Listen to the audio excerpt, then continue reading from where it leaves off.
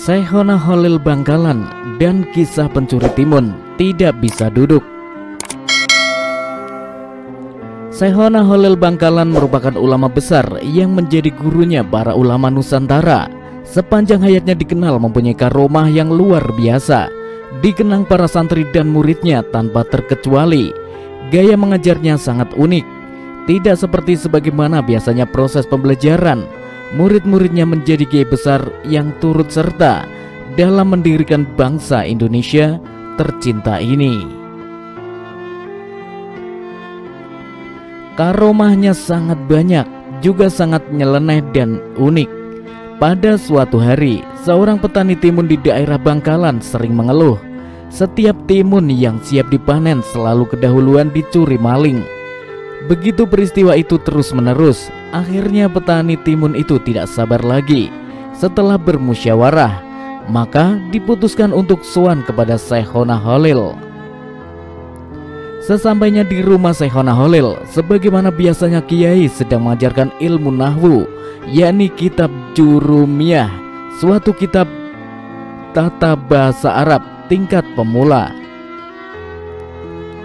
"Assalamualaikum Kiai," ucap salam para petani serentak.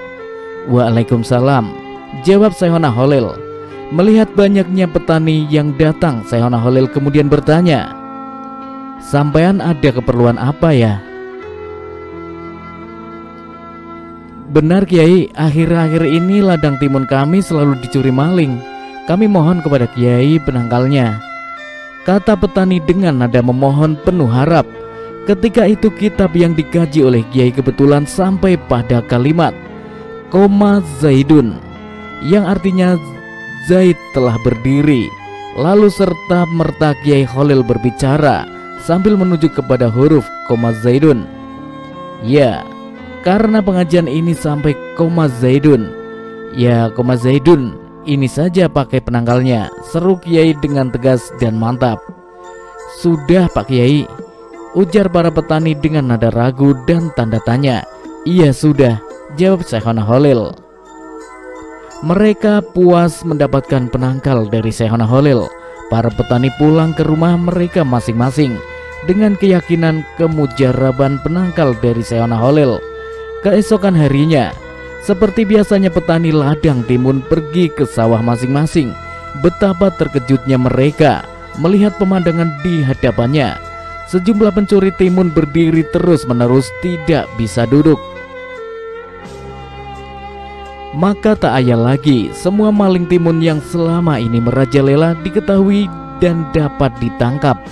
Akhirnya penduduk berdatangan ingin melihat maling yang tidak bisa duduk itu. Semua upaya telah dilakukan, namun hasilnya sia-sia. Semua maling tetap berdiri dengan muka pucat pasi karena ditonton orang yang semakin lama semakin banyak. Satu-satunya jalan agar para maling itu bisa duduk, maka diputuskan wakil petani untuk sowan ke Syekhona Cholil lagi. Tiba di kediaman Syekhona Cholil, utusan itu diberi obat penangkal. Begitu obat disentuh ke badan maling yang sial itu, akhirnya dapat duduk seperti sedia kala. Dan para pencuri itu pun menyesal dan berjanji tidak akan mencuri lagi di ladang yang selama ini menjadi sasaran empuk pencurian. Maka sejak saat itu petani timun di daerah Bangkalan menjadi aman dan makmur. Sebagai rasa terima kasih kepada Syekhona Cholil, mereka menyerahkan hasil panennya yaitu timun ke pondok pesantren berdokar-dokar. Sejak itu berhari-hari para santri di pondok kebanjiran timun, dan hampir-hampir di seluruh pojok-pojok pondok pesantren dipenuhi dengan timun. Wallahu a'lam bishawab.